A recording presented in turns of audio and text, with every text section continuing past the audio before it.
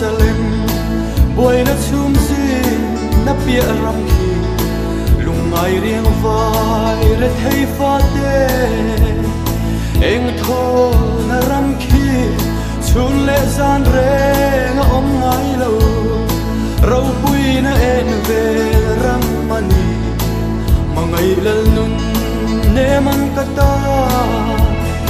abua sai ramki khopui moi mga ilong du kim na ram tu midang ulo beram no me ram moi chu ram kat sa tua la ya den he khobe ram re hingai ro beram no hiam no kha pakin ne na moyan sa garun na khale ra chang hianin ram lo la lang tur lam ka khira o ka ma khil khopui moya ka chen ve hun tur chu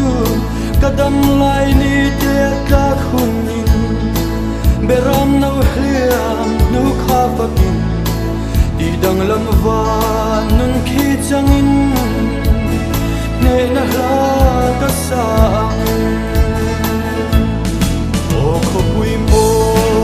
khopui moi mga ilong du kim na ram tu midang ulo beram no me ram moi chu ram ka sa tua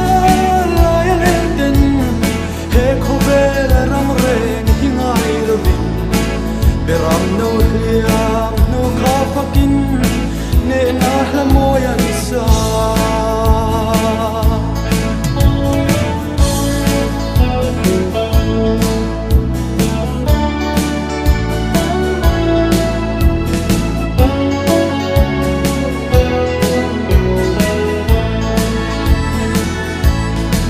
lal padan thu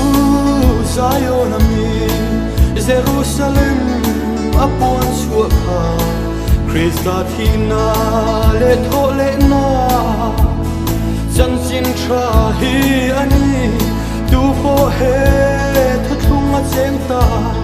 lau tu reng reng kan nei lo ve ku ta sak lo khopui moi khi